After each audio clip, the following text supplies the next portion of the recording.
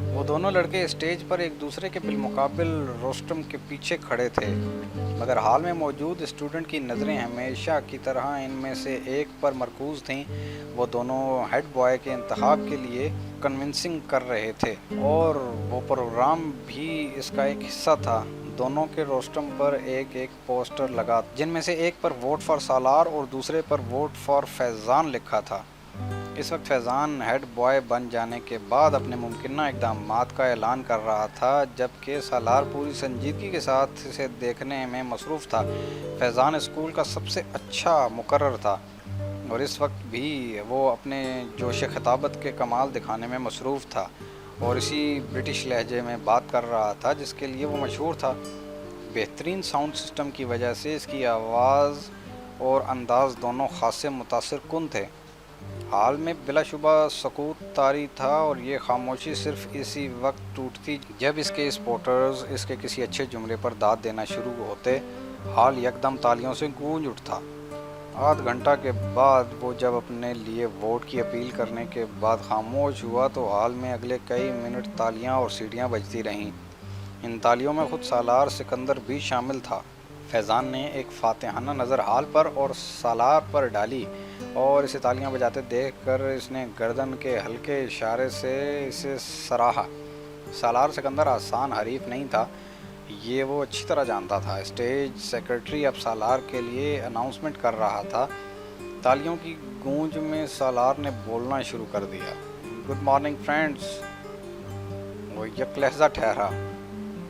فیضان اکبر ایک مقرر کے طور پر یقیناً ہمارے اسکول کا اثاثہ ہیں۔ میں یا دوسرا کوئی بھی ان کے مقابلے میں کسی سٹیج پر کھڑا نہیں ہو سکتا۔ وہ ایک لمحہ کے لیے رکا۔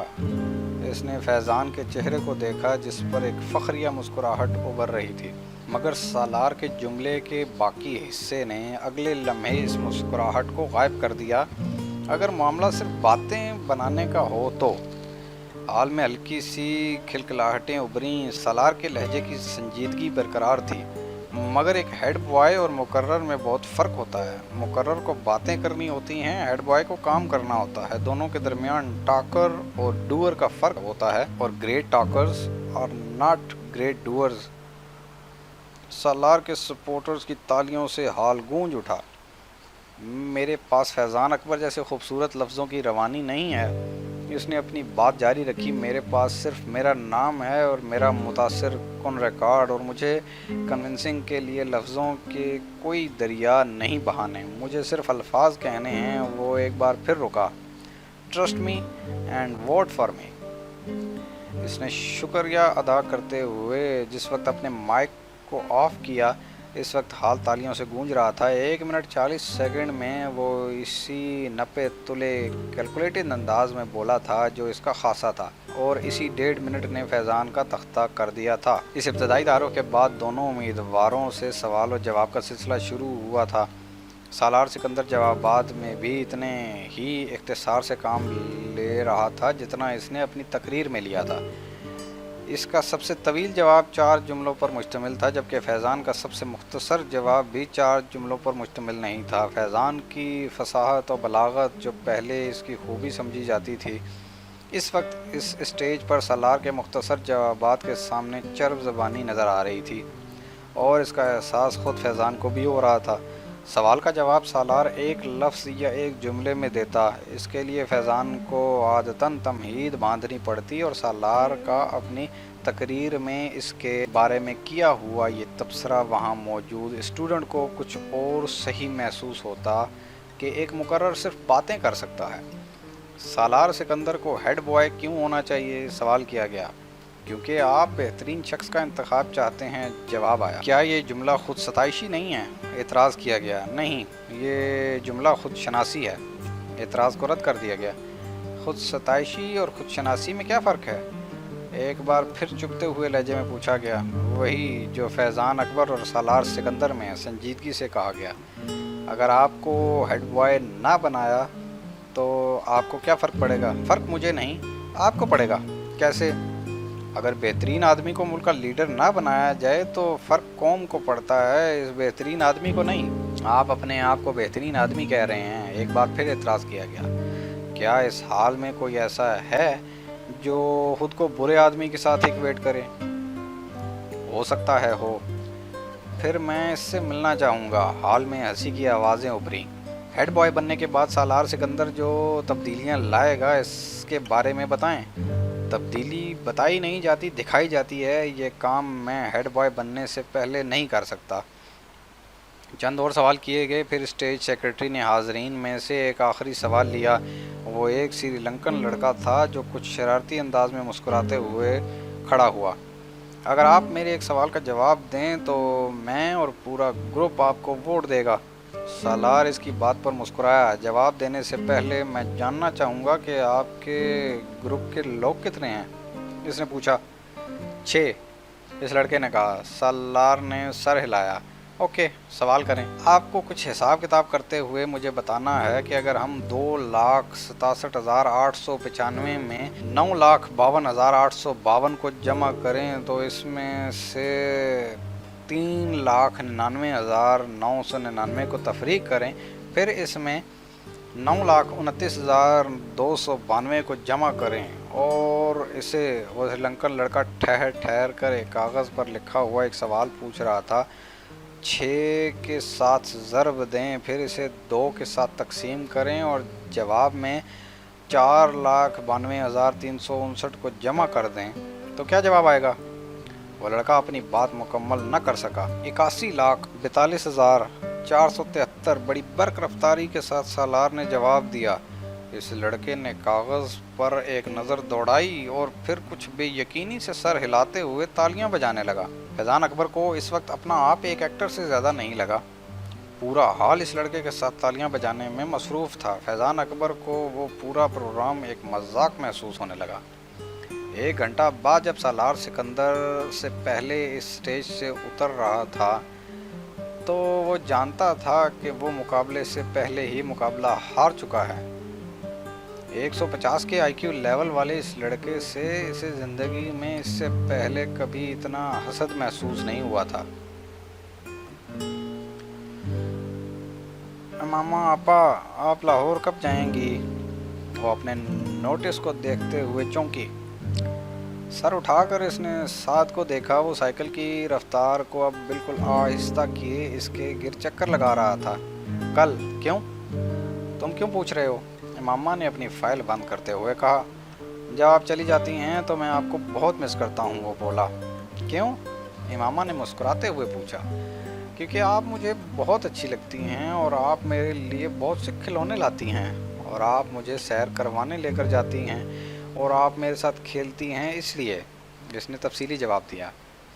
आप मुझे अपने साथ लाहौर नहीं लेकर जा सकती? इमामा अंदाज़ा नहीं कर सकी ये तजवीज़ थी या सवाल। मैं कैसे ले जा सकती हूँ? मैं तो ख़ुद हॉस्टल में रहती हूँ, तुम कैसे रहोगे वहाँ? इमामा ने कहा। साथ साइकिल चलाते हुए कुछ सोचने लगा, फिर इसने कहा तो फिर आप जल्दी यहाँ आया करें। अच्छा, जल्दी आया करूँगी, इमामा ने मुस्कुराते हुए कहा। तुम ऐसा किया करो, मुझसे फ़ोन पर बात कर लिया करो, मैं फ़ोन किया करूँगी तुम्हें। हाँ ये ठीक है। साथ को इसकी तजवीज़ पसंद आई।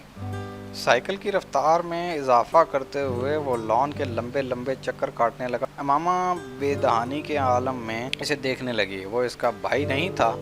10 साल साथ 5 साल पहले इनके घर आया था। कहाँ से आया था इसके बारे में वो नहीं जानती थी, क्योंकि इसे इसके बारे में इस वक्त कोई तजस्सुस नहीं हुआ था।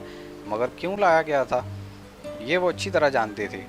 साद अब 10 साल का था और वो घर में बिल्कुल घुल मिल गया था। इमामा से वो सबसे ज़्यादा मानूस था। इमामा को इस पर अक्सर तरस आता। तरस की वजह इसका लावारिस होना नहीं था, तरस की वजह इसका मुस्तकबिल था। इसके 2 चचाओं और एक ताया के घर भी इस वक्त इसी तरह के गोद लिए हुए बच्चे पल रहे थे। वो इनके मुस्तकबिल पर भी तरस खाने पर मजबूर थे। फाइल हाथ में पकड़े साइकिल पर लान में घूमते साथ पर नज़रें जमाए वो किसी गहरी सोच में डूबी हुई थी। इसे देखते हुए वो इसी तरह की बहुत सी सोचों में उलझ जाती थी, मगर इसके पास कोई हल नहीं था। वो इसके लिए कुछ नहीं कर सकती थी। वो चारों इस वक्त लाहौर के रेड लाइट एरिया में मौजूद थे। इनकी उम्रें 18-19 साल के लगभग थीं। اور اپنے حلیے سے وہ چاروں اپر کلاس کے لگتے تھے، مگر وہاں پر نہ ان کی عمر کو نمایاں کر دینے والی چیز تھی، نہ ہی ان کی اپر کلاس سے تعلق رکھنے والی امتیازی خصوصیت، کیونکہ وہاں پر ان میں سے بھی کم عمر لڑکے آتے تھے اور اپر کلاس اس علاقے کے مستقل کسٹمرز میں شامل تھی۔ چاروں لڑکے ریڈ لائٹ ایریا کی ٹوٹی ہوئی گلیوں سے گزرتے جاتے تھے۔ تین لڑکے آپس میں باتیں کر رہے تھے، جبکہ صرف چوتھا قدرے تجسس اور دلچسپی سے چاروں طرف دیکھ رہا تھا۔ یوں لگ رہا تھا جیسے وہ پہلی بار وہاں آیا تھا، اور ان تینوں کے ساتھ تھوڑی دیر بعد ہونے والی اس کی گفتگو سے یہ ظاہر ہو گیا تھا کہ وہ واقعی ہی وہاں پہلی بار آیا تھا۔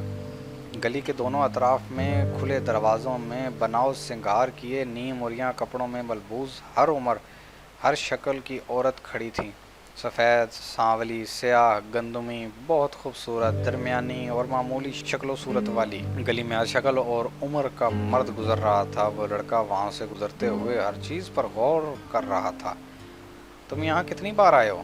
چلتے چلتے اس لڑکے نے اچانک اپنے دائیں طرف چلنے والے لڑکے کو مخاطب کرتے ہوئے کہا۔ وہ لڑکا جواباً ہنسا، کتنی بار؟ یہ تو پتہ نہیں، اب تو گنتی بھی بھول چکا ہوں، اکثر آتا ہوں یہاں پر۔ اس لڑکے نے قدر فخری انداز میں یہ کہا۔ ان عورتوں میں مجھے کوئی اٹریکشن محسوس نہیں ہو رہی۔ Nothing special about them. اگر کہیں رات ہی گزارنی ہو تو کم از کم انوائرمنٹ تو اچھا ہو۔ It's such a dirty filthy place. اس نے گلی میں موجود گڑھوں اور کوڑے کے ڈھیروں کو دیکھتے ہوئے کچھ ناگواری سے کہا۔ پھر گرل فرینڈز کے ہوتے ہوئے یہاں آنے کی کیا ضرورت ہے؟ اس نے اس بار اپنی بھویں اچکاتے ہوئے کہا۔ اس جگہ کا اپنا ایک چارم ہے۔ گرل فرینڈ اور یہاں کی عورتوں کا کوئی مقابلہ نہیں ہے۔ گرل فرینڈ اس طرح کے ڈانس تو نہیں دکھا سکتی جو ابھی کچھ دیر بعد تم دیکھو گے۔ تیسرا لڑکا ہنسا۔ اور پھر پاکستان کی جس بڑی ایکٹریس کا ڈانس دکھانے ہم تمہیں لے جا رہے ہیں وہ تو بس۔ دوسرے لڑکے کی بات کو پہلے لڑکے نے کاٹ دیا۔ اس کا ڈانس تو تم پہلے بھی دکھا چکے ہو۔ ارے وہ کچھ بھی نہیں تھا، بھائی کی شادی پر ایک مجرا کیا تھا، مگر یہاں پر تو بات ہی کچھ اور ہوتی ہے۔ وہ ایکٹریس تو ایک پوش علاقے میں رہتی ہے، پھر یہاں کیوں آتی ہے؟ پہلے لڑکے نے کچھ غیر مطمئن انداز میں اس سے پوچھا۔ یہ تم خود اس سے پوچھ لینا، میں کبھی اس سے اس طرح کے سوال نہیں کرتا۔ دوسرے لڑکے کی بات پر باقی دونوں لڑکے ہنسے، مگر تیسرا اسی طرح چبھتی ہوئی نظروں سے اسے دیکھتا رہا۔ ان کا سفر بالآخر اس گلی کے آخر میں ایک عمارت کے سامنے ختم ہو گیا۔ عمارت کے نیچے موجود دکان سے تین لڑکوں نے موتیے کے بہت سے ہار خریدے اور اپنی کلائیوں میں لپیٹ لیے۔ ایک ہار دوسرے لڑکے نے اس لڑکے کی کلائی میں بھی لپیٹ دیا جو وہاں آنے پر اعتراض کر رہا تھا۔ پھر ان لوگوں نے وہاں سے پان خریدے۔ تمباکو والا پان دوسرے لڑکے نے اس لڑکے کو بھی دیا جو شاید زندگی میں پہلی بار پان کھا رہا تھا۔ پان کھاتے ہوئے وہ چاروں اس عمارت کی سیڑھیاں چڑھنے لگے۔ اوپر پہنچ کر پہلے لڑکے نے ایک بار پھر تنقیدی نظروں سے چاروں طرف دیکھا اور پھر اس کے چہرے پر اطمینان کی ایک جھلک نمودار ہوئی۔ وہ جگہ بہت صاف ستھری اور خاصی حد تک آراستہ تھی۔ گاؤ تکیے اور چاندنیاں بچھی ہوئی تھیں اور باریک پردے لہرا رہے تھے۔ کچھ لوگ پہلے بھی وہاں موجود تھے۔ رقص ابھی شروع نہیں ہوا تھا۔ ایک عورت لپکتی ان کی طرف آئی۔ اس کے چہرے پر ایک خوبصورت مصنوعی مسکراہٹ سجی ہوئی تھی۔ اس نے دوسرے لڑکے کو مخاطب کیا۔ پہلے لڑکے نے غور سے اس عورت کو دیکھا۔ ادھیڑ عمر کی وہ عورت اپنے چہرے پر بے تحاشا میک اپ تھوپے اور بالوں میں موتیے اور گلاب کے گجرے لٹکائے شیفون کی ایک چنگھاڑتی ہوئی سرخ ساڑی میں ملبوس تھی، جس کا بلاؤز اس کے جسم کو چھپانے میں ناکام ہو رہا تھا، مگر وہ جسم کو چھپانے کے لیے پہنا گیا بھی نہیں تھا۔ ان چاروں کو وہ ایک کونے میں لے گئی اور وہاں اس نے انہیں بٹھا دیا۔ پہلے لڑکے نے وہاں بیٹھتے ہی منہ میں موجود پان اس گلدان میں تھوک دیا جو ان کے قریب موجود تھا، کیونکہ پان منہ میں ہوتے ہوئے اس سے بات کرنا مشکل ہو رہا تھا۔ پان کا ذائقہ بھی اس کے لیے کچھ زیادہ خوشگوار نہیں تھا۔ تینوں لڑکے وہاں بیٹھ مدھم آواز میں باتیں کرنے لگے، جبکہ پہلا لڑکا اس ہال کے چاروں طرف موجود گاؤ تکیوں سے ٹیک لگائے ہوئے لوگوں کو دیکھتا رہا، جن میں سے کچھ اپنے سامنے شراب کی بوتلیں اور نوٹوں کی گڈیاں رکھے بیٹھے تھے۔ ان میں سے اکثریت سفید لٹھے کے کلف لگے کپڑوں میں ملبوس تھی۔ اس نے عید کے اجتماعات کے علاوہ آج پہلی بار کسی اور جگہ پر سفید لباس پہننے والوں کا اتنا بڑا اجتماع دیکھا تھا۔ وہ خود اپنے ساتھیوں کی طرح سیاہ جینز اور اسی رنگ کے آدھے بازوؤں والی ٹی شرٹ میں ملبوس تھا۔ ان کی عمر کے کچھ اور لڑکے بھی وہاں انہی کی طرح جینز اور ٹی شرٹس میں ملبوس تھے۔ تھوڑی دیر بعد ایک اور عورت اسی طرح چیختے چنگھاڑتے رنگوں والے کپڑے میں ملبوس وہاں آ کر درمیان میں بیٹھ کر ایک غزل سنانے لگی تھی۔ اس کے ساتھ کچھ سازندے بھی تھے، 2 غزلیں سنانے اور اپنے اوپر اچھالے جانے والے کچھ نوٹ اٹھا کر وہ خاصی خوش اور مطمئن واپس چلی گئی۔ اور اس کے جانے کے فوراً بعد ہی فلم انڈسٹری کی وہ ایکٹریس ہال میں داخل ہوئی اور ہال میں موجود ہر مرد کی نظریں اس سے جیسے چپک کر رہ گئی تھی۔ اس نے ہال میں باری باری چاروں طرف گھوم کر ہر ایک کو سر کے اشارے سے آداب اور خوش آمدید کہا۔ سازندوں کو اس بار کسی تکلیف کا سامنا نہیں کرنا پڑا تھا۔ کیسٹ پلیئر پر باری باری چند ہیجان انگیز گانے لگائے گئے تھے جس پر اس عورت نے اپنا رقص پیش کرنا شروع کیا تھا، اور کچھ دیر پہلے کی خاموشی یکدم ختم ہو گئی تھی۔ چاروں طرف موجود مرد اس عورت کو داد و تحسین پیش کرنے کے ساتھ ساتھ شراب نوشی میں مصروف تھے۔ ان میں سے کچھ جو زیادہ جوش میں آ رہے تھے وہ اٹھ کر اس ایکٹریس کے ساتھ ڈانس میں مصروف ہو جاتے۔ حال میں واحد شخص جو اپنی جگہ پر کسی حرکت کے بغیر بے تاثر چہرے کے ساتھ بیٹھا تھا وہ وہی لڑکا تھا، مگر اس کے باوجود یہ اندازہ لگانا مشکل نہیں تھا کہ وہ اس ایکٹریس کے رقص سے خاصا محظوظ ہو رہا تھا۔ تقریباً 2 گھنٹے کے بعد جب اس ایکٹریس نے اپنا رقص ختم کیا تو وہاں موجود آدھے سے زیادہ مرد اتنا غفیل ہو چکے تھے۔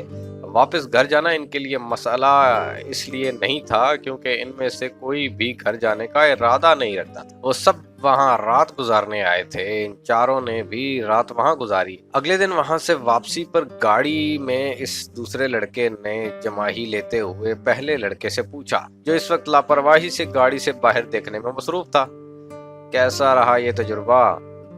اچھا تھا، پہلے لڑکے نے کندھے اچکاتے ہوئے کہا۔ بس اچھا تھا اور کچھ نہیں؟ تم بھی بس؟ اس نے اس قدر ناراضی کے عالم میں بات ادھوری چھوڑ دی۔ کبھی کبھار جانے کے لیے اچھی جگہ ہے، اس کے علاوہ اور کیا کہہ سکتا ہوں، مگر سم تھنگ اسپیشل والی کوئی بات نہیں ہے۔ میری گرل فرینڈ اس لڑکی سے بہتر ہے جس کے ساتھ میں نے رات گزاری ہے، اس لڑکے نے 2 ٹوک انداز میں کہا۔ ڈائننگ ٹیبل پر ہاشم مبین کی پوری فیملی موجود تھی۔ کھانا کھاتے ہوئے وہ سب آپس میں خوش گپیوں میں بھی مصروف تھے۔ موضوع گفتگو اس وقت امامہ تھی جو اس ویکنڈ پر بھی اسلام آباد موجود تھی۔ بابا، آپ نے یہ بات نوٹ کی کہ امامہ دن بدن سنجیدہ سے سنجیدہ ہوتی جا رہی ہے؟ وسیم نے قدرے چھیڑنے والے انداز میں امامہ کی طرف دیکھتے ہوئے کہا۔ ہاں، یہ تو میں بھی پچھلے کئی ماہ سے نوٹ کر رہا ہوں۔ ہاشم مبین نے وسیم کی بات پر بیٹی کے چہرے کو غور سے دیکھتے ہوئے کہا۔ امامہ نے چاولوں کا چمچہ منہ میں رکھتے ہوئے وسیم کو گھورا۔ کیوں امامہ، کوئی مسئلہ ہے؟ بابا، یہ بڑی فضول باتیں کرتا ہے اور آپ بھی خواہ مخواہ اس کی باتوں میں آ رہے ہیں۔ میں اپنی اسٹڈیز کی وجہ سے مصروف اور سنجیدہ ہوں۔ اب ہر کوئی وسیم کی طرح نکما تو نہیں ہوتا۔ اس نے اپنے ساتھ بیٹھے وسیم کے کندھے پر کچھ ناراضی سے ہلکا سا ہاتھ مارتے ہوئے کہا۔ بابا، آپ ذرا اندازہ کریں، میڈیکل کے شروع کے سالوں میں اس کا یہ حال ہے تو جب یہ ڈاکٹر بن جائے گی تب اس کا کیا حال ہوگا؟ وسیم نے امامہ کی تنبیہ کی پرواہ نہ کرتے ہوئے اس کا مذاق اڑایا۔ سالوں گزر جایا کریں گے، مس امامہ ہاشم کو مسکراتے ہوئے۔ ڈائننگ ٹیبل پر موجود لوگوں کے چہروں پر مسکراہٹ دوڑ گئی۔ ان دونوں کے درمیان نوک جھوک ہمیشہ ہی رہتی تھی۔ بہت کم مواقع ہوتے تھے جب وہ دونوں اکٹھے ہوں اور ان کے درمیان آپس میں جھگڑا نہ ہو۔ مستقل بنیادوں پر ہوتے رہنے والے ان جھگڑوں کے باوجود امامہ کی سب سے زیادہ دوستی بھی وسیم کے ساتھ ہی تھی۔ اس کی وجہ شاید ان کی اوپر تلے کی پیدائش بھی تھی۔ اور آپ تصور کریں، اس بار امامہ نے اسے اپنی بات مکمل کرنے نہیں دی۔ اس نے اس کے کندھے پر پوری قوت سے مکہ مارا۔ وسیم پر کچھ زیادہ اثر نہیں ہوا۔ ہمارے گھر میں ایک ڈاکٹر کے ہاتھ میں شفا کے سوا اور کیا کیا ہو سکتا ہے، آپ اس کا مظاہرہ دیکھ رہے ہیں۔ اس سے آپ یہ اندازہ بھی لگا سکتے ہیں کہ آج کل کے ڈاکٹرز وارڈز میں مریضوں کے ساتھ کیا سلوک کرتے ہوں گے۔ ملک میں بڑھتی شرح اموات کی وجہ بابا اس کو منع کریں، ماما نے بالآخر ہتھیار ڈالتے ہوئے ہاشم مبین سے کہا۔ وسیم، ہاشم مبین نے اپنی مسکراہٹ ضبط کرتے ہوئے وسیم کو جھڑکا۔ وہ بڑی سعادت مندی سے فوراً خاموش ہو گیا۔ اس نے پورے لفافے کو گراؤنڈ میں خالی کر دیا، پھر اسے بند کر کے چلا دیا۔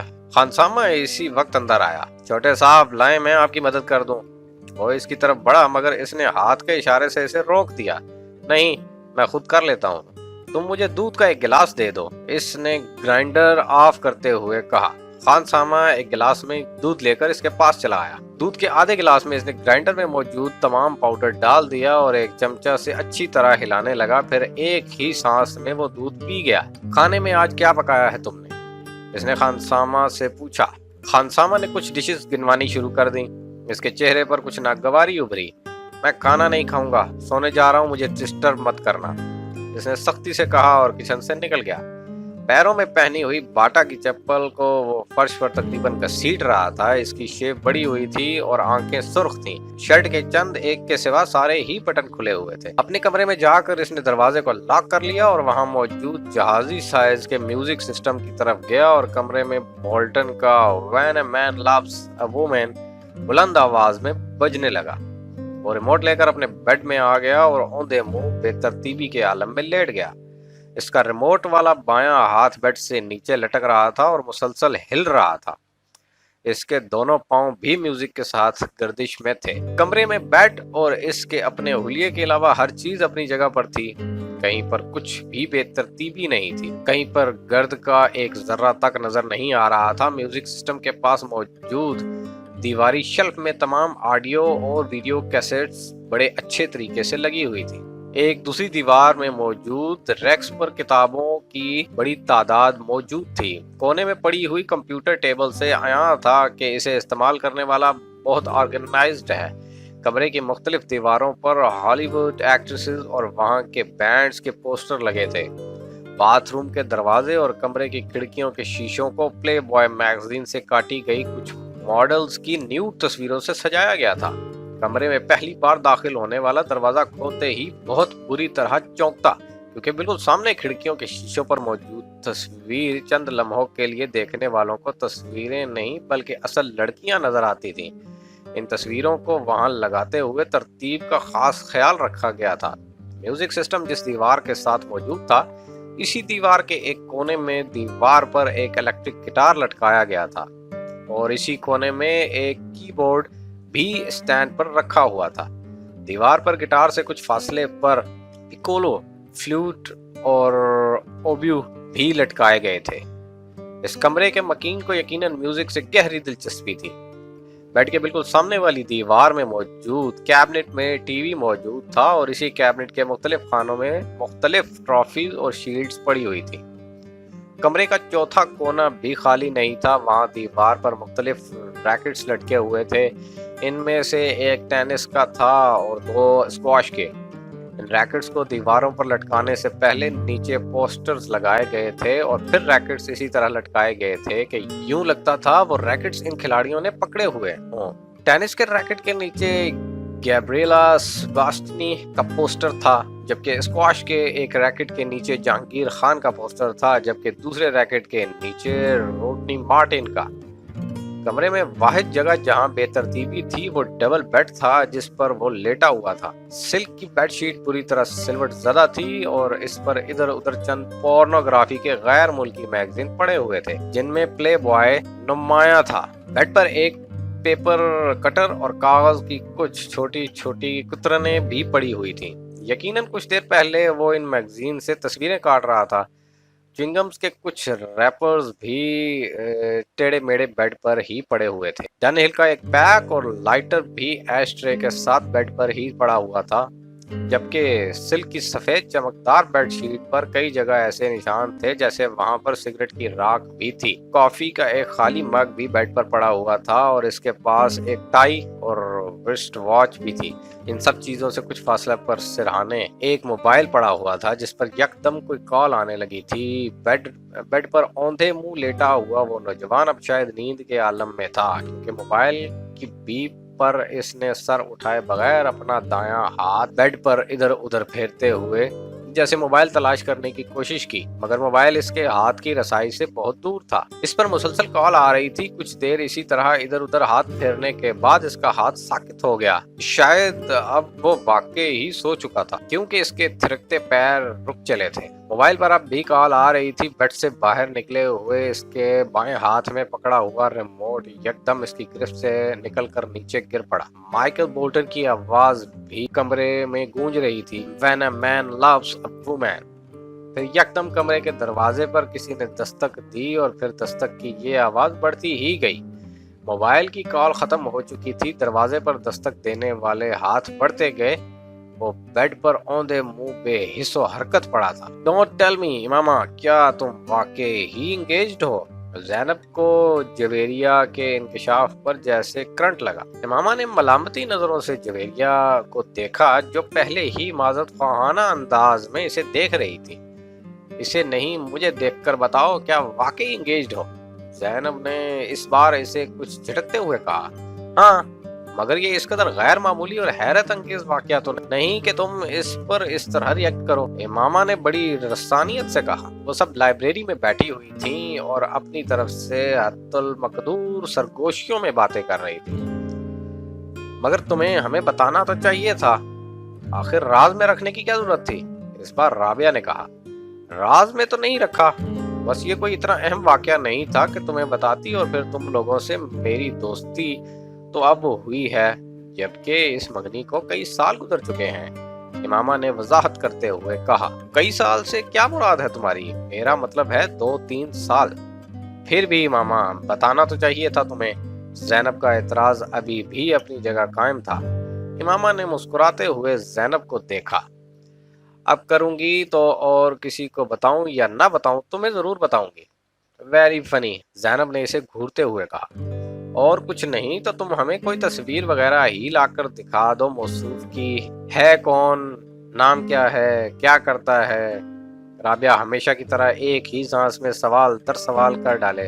फर्स्ट कजन है, असजद नाम है, इमामा ने रुक रुक कर कुछ सोचते हुए कहा। MBA किया है इसने और बिजनेस करता है। शक्लो सूरत कैसी है? इस बार ज़ैनब ने पूछा। इमामा ने गौर से इसके चेहरे को देखा। ठीक है, मैं तुमसे पूछ रही हूँ, लंबा है, डार्क है, हैंडसम है? इस बार इमामा मुस्कुराते हुए कुछ कहे बगैर ज़ैनब को देखती रही। इमामा ने अपनी पसंद से ये मंगनी की है, वो अच्छा खासा गुड लुकिंग है, जवेरिया ने इस बार इमामा की तरफ से जवाब देते हुए कहा। हाँ, हमें अंदाजा कर लेना चाहिए था, आखिर वो इमामा का फर्स्ट कजन है। अब इमामा, तुम्हारा अगला काम ये है कि तुम हमें इसकी तस्वीर लाकर दिखाओ, ज़ैनब ने कहा। नहीं, इससे पहले का जरूरी काम ये है कि तुम हमें कुछ खिलाने पिलाने ले चलो, राबिया ने मुदाखलत करते हुए कहा। फिलहाल तो यहाँ से चले, हॉस्टल जाना है मुझे। इमामा यकदम उठकर खड़ी हो गई तो वो भी उठ गई। वैसे जवेरिया, तुमने ये बात पहले क्यों नहीं बताई? साथ चलते हुए ज़ैनब ने जवेरिया से पूछा। भाई, इमामा नहीं चाहती थी, इसलिए मैंने कभी इस मौजू पर बात नहीं की, जवेरिया ने माजरत ख्वाहाना अंदाज में कहा। इमामा ने मुड़कर एक बार फिर जवेरिया को घूरा। इसकी नजरों में तंबीह थी। इमामा क्यों नहीं चाहती थी? मेरी मंगनी हुई होती तो मैं तो शोर मचाती हर जगह, वो भी इस सूरत में जब ये मेरी अपनी मर्जी से होती, ज़ैनब ने बुलंद आवाज में कहा। इमामा ने इस बार किसी रद्द अमल का इजहार नहीं किया। आपका बेटा आबादी के इस 2.5% हिस्से में शामिल है जो 150 से ज्यादा का IQ लेवल रखते हैं। इस IQ लेवल के साथ जो कुछ वो कर रहा है वो गैर मामूली सही मगर गैर मुतवक्के नहीं। इस गैर मुल्की स्कूल में सालार को जाते हुए अभी सिर्फ 1 हफ्ता हुआ था जब सिकंदर उस्मान और इनकी बीवी को वहां बुलवाया गया था। स्कूल के साइकोलॉजिस्ट ने इन्हें सालार सिकंदर के मुख्तलिफ IQ टेस्ट के बारे में बताया था, जिसमें इसकी परफॉर्मेंस ने इसके टीचर्स और साइकोलॉजिस्ट को हैरान कर दिया था। اس سکول میں وہ 150 کا آئی کیو لیول والا پہلا اور واحد بچہ تھا اور چند ہی دنوں میں وہاں سب کی توجہ کا مرکز بن گیا تھا۔ سکندر عثمان اور ان کی بیوی سے ملاقات کے دوران سائیکالوجسٹ کو اس کے بچپن کے بارے میں کچھ اور کھوج لگانے کا موقع ملا۔ وہ کافی دلچسپی سے سالار کے کیس کو اسٹڈی کر رہا تھا اور دلچسپی کی یہ نوعیت پروفیشنل نہیں ذاتی تھی۔ اپنے کیریئر میں وہ پہلی بار اس آئی کیو کے بچے کا سامنا کر رہا تھا۔ سکندر عثمان کو آج بھی وہ دن اچھی طرح یاد تھا۔ سالار اس وقت صرف 2 سال کا تھا اور غیر معمولی طور پر وہ اس عمر میں ایک عام بچے کی نسبت زیادہ صاف لہجے میں باتیں کرتا تھا۔